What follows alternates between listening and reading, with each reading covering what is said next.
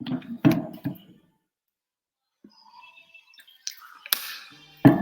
we are live. Hello, everyone. Good evening, good morning, or good afternoon, depending on where you're located at.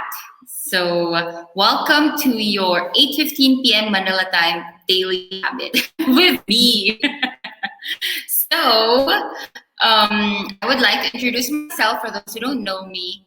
My name is Abbie Valle-Selga, and I help struggling career women or men also rise from chaos to courage without losing your mind and identity, because I used to be in that same boat until we made the decision to live more intentionally. So I love to build communities, teach about all natural health and wellness, share authentic stories, and pursue multiple passions, be it writing, reading, oiling, teaching, organizing events, volunteering, and such. All while performing my duties as a wife to my architect husband, JS, and a mama to our ball of energy, big boy, Jesse. So if you are watching this on YouTube, please feel free to click the subscribe button and the bell notification so that you would know whenever we go live there. And if you are on Facebook, please don't forget to hit the like button on our Oh Happiness Facebook page, our nest for all things oils, wellness, and happiness. And also still on Facebook, please join our From Chaos to Courage Moms Rising Up private Facebook group. Okay, so for tonight, I would like to share with you something a bit more serious, I guess, because if you notice, I love writing about stories. I love sharing our life, the happy times. Okay, so because I really wanted to inspire joy in people, and also because of what's happening in the world, instead of negativity, let's spread light and love. But I would like to share with you that all of these lightness and happiness and positivity. So I also don't advocate for toxic positivity, okay? But I would like to share with you that all of these things come from something deeper, because as I've mentioned, I also came from that state of chaos. Our lives are still a little bit chaotic. I mean, who doesn't have a chaotic life right now, right? Especially with what's happening. But I just wanted to share with you what the lowest point in our life was. I would like to ask you, feel free to comment below. Look back in your life, maybe a year ago, 2 years, 3 years, 5 years, or even a decade ago. What was the lowest point in your life? So let's talk a bit about that tonight. Open up, feel free to, this is a safe space. If you would like to talk about it more privately, feel free to message me on my Oh Happiness Facebook page, okay? Because my personal Facebook Messenger is just blowing up. So I'd be able to keep track more of your messages if it's in my business page, which is Oh Happiness. Or you can feel free to join our Facebook group, From Chaos to Courage, Moms Rising Up, so that we can continue the conversation there. So what was the lowest point in your life? I would like to share this with you because this was asked by our Royal Crown Diamond from Hush Angels, Rachel and Miro, hello, during our one-on-one. And it really struck me because behind all this, all these smiles and all, I'm sure a lot of people could relate. My voice is cracking while sharing this, but I'm sure a lot of people can also relate. It's not really putting up a facade, but more of just not sharing about the sadness anymore or sharing the low points, because we want not really project a different image, but more of not share anything that's gonna sadden people further. So, but when that was asked to me, I think a week or two ago, like what was the lowest point in your life? That really, that really made me chill. That really made me shake, and of course, I cried a lot. I was so surprised because I'm not really a crybaby. I mean, I'm not even into drama movies whatsoever. My family and friends, especially my husband, can attest to that. I love horror movies. Every night I would ask him what the new horror movie is. But it's good to look back to the lowest point in our life so that whenever we feel like we're so down, whenever we feel like giving up, or perhaps it's a really, really challenging time, we can go back to that lowest point in our life and say that we were able to rise from that. Okay, so for me, I'm not going to go into the details, but one of my lowest points in life would be back when I was still this struggling career woman. I just came back from a very delicate pregnancy, and it was very, very challenging to be a first-time mom or a first-time parent at that. I'm sure a lot of you could relate to that. You don't know if what you're doing is correct. You don't know if you're on the right path. You don't know if you will survive another sleepless night.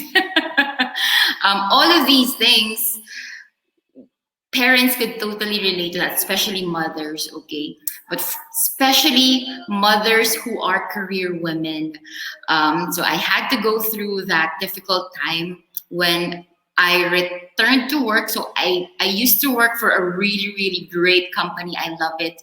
In fact, even if I left in 2018, I still returned in 2019, but then decided to leave it for good, the corporate world this year to pursue our other businesses.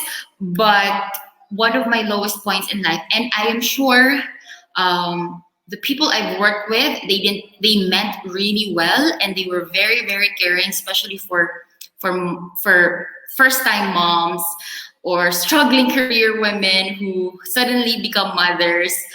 They've been very, very caring for us. It's just that, as with any other organization, there would be quite a few outliers, I would say. So one of my lowest points in life was when I was a career woman still, and I'm sure, I'm not going to say the gender. I'm sure the person meant well when he or she made a remark. I could remember it vividly. We were at the pantry. I was getting my water, and then I think it was that time when it was being discussed in government regulations or laws and updates about the maternity leave being extended. Okay, so I'm not familiar anymore right now. How many days? How many days? How many days does our maternity leave here in the Philippines last? I can't remember anymore if it's 60 days, but I think it got extended. Well, the thing is, when I was pregnant, I had a very delicate pregnancy, so I was on bed rest my whole pregnancy. Okay, so I felt really, really guilty because I just got promoted that time, and then I was managing a team of really talented and brilliant coordinators, but we formed this new team, but then I got pregnant and I had to stay home, etc. So the guilt was really killing me. And then when I came back, it wasn't my staff, okay, who made that remark, but we were at the pantry, and then I wasn't the one who brought up about maternity leave being extended, and still parang it's gonna be, you would still be given those days that you missed, even if you're already working. Kumbaga, mababawi, which is good, right? This person very casually just told me, "What? You're still gonna take that extended maternity leave? You've been out of the office for almost a year."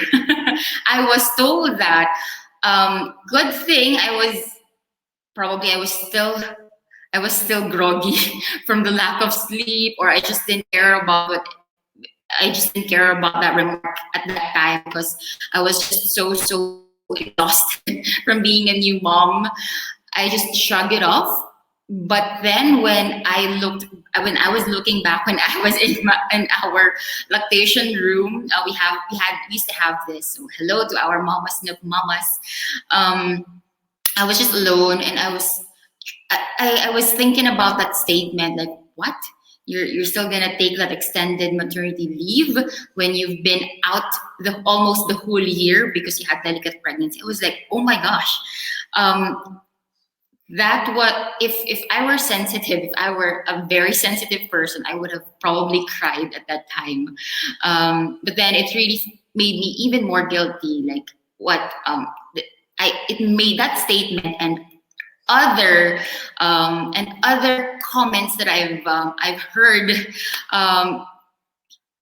It made me feel like I was being an awful office worker, or I wasn't being a good career woman because I now prioritize motherhood. I now prioritize my family, which shouldn't be the case because we are working for our families, right? Are working to be able to spend quality time with our loved ones, and it's not the other way around. So that was one of my wake up calls. That is why I banked it in my head that okay, the time is gonna come. I'm not saying you guys quit your jobs, but all I'm saying is that you will reach that point wherein you have to weigh things out.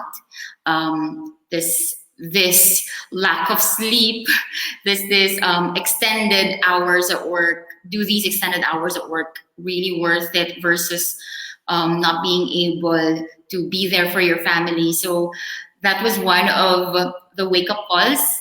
Also, I think there was a time, well, quite a few times, I am only able to admit it now that I'm no longer working in the corporate world, but I didn't admit it back then. And my husband would always tell me I'm a workaholic. I used to be a workaholic, like working beyond 12 hours. I remember the day before giving birth, okay, yes, before going on labor, I was still working on my laptop like around past midnight. And I even brought my laptop to the hospital because I just felt so guilty. I felt so guilty that I was staying at home my whole pregnancy because I wasn't healthy. I wasn't healthy to begin with. I wasn't healthy enough to be pregnant and still be going to the office. One of my lowest points in life was that, the guilt that I felt when I used to work for the corporate world. Also, I remember this vividly. So apart from that pantry moment, I'm now able to laugh right now. I'm done with it. I was able to rise for those. I think that was a discrimination, right? Looking back, I think it's a form of discrimination. Discrimination towards women, especially mothers. But I no longer. I don't burn bridges. I don't. What do you call this? I don't harbor hate. So I think that's one of my strengths that I also teach people.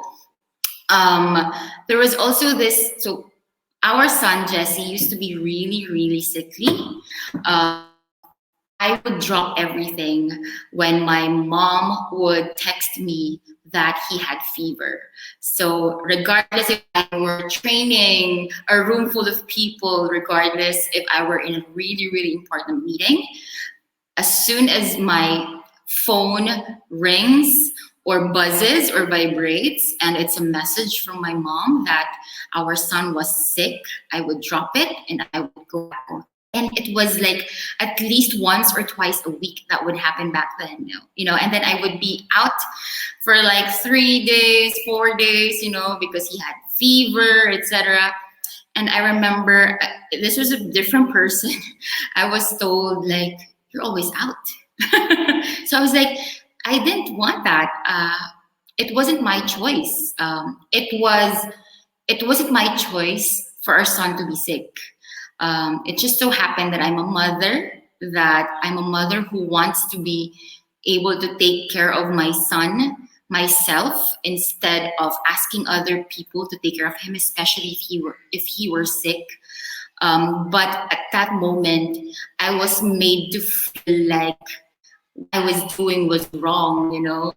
Choosing family over career was wrong at that time. That's how I felt. And that was such a low point in my life because as I've mentioned, I'm a workaholic. I loved my craft. I love my career. I love being productive.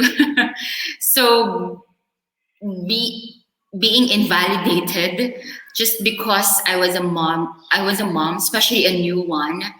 That was such a low point in my life. I remember, so not, I don't think anyone knows this, only my husband, he's my sponge.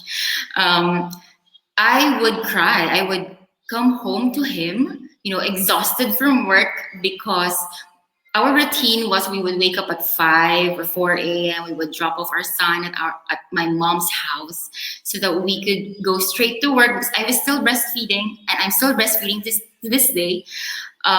So that, you know, breastfeeding moms, you know the schedule. We need to pump. We need to make sure we are able to express enough milk for our son, etc. So I had all of these stressors, and then one or two of my coworkers would be I'm not gonna say the word harass, but more of pressuring me to step up more because, you know, I'm the only new mom in the team, and I was managing people, etc. So I was such a low point. I was every day I would come home to my husband and I would be crying, and then we've just decided, you know, it's not worth it. And how much was I earning at that time? And it wasn't like I was earning millions in a month. If I were, maybe I would think twice before handing my resignation. But it wasn't like that. So me and my husband decided, you know what, it's not worth it. I was exhausted physically from being a new mom, and I was also emotionally and mentally exhausted from all the pressures of being a full-time career woman while juggling motherhood and while taking care of a sickly son. So that was such a low point in my life that I am sharing with you. So to give you context on what's this from chaos to courage, how dare Abbie talk about this when she has all of these things she's enjoying right now. So all of these things that we've been enjoying, me and my husband and our son have been enjoying today, these were born from our decision from living more intentionally, because, you know, we made that decision to take charge of our lives and really be courageous and leave that chaotic episode in our lives. And that is it. Thank you so much for listening. If you resonated with this video, feel free to share this. Feel free to like this. If you are on YouTube, please don't forget to turn on the bell notifications. Again, I invite you to join our free Facebook group From Chaos to Courage so that we can continue these kinds of conversations. It's a safe space. And I also share with you our hacks, our secrets on how we're able to live our lives today. Thank you so much and have a great night. Bye.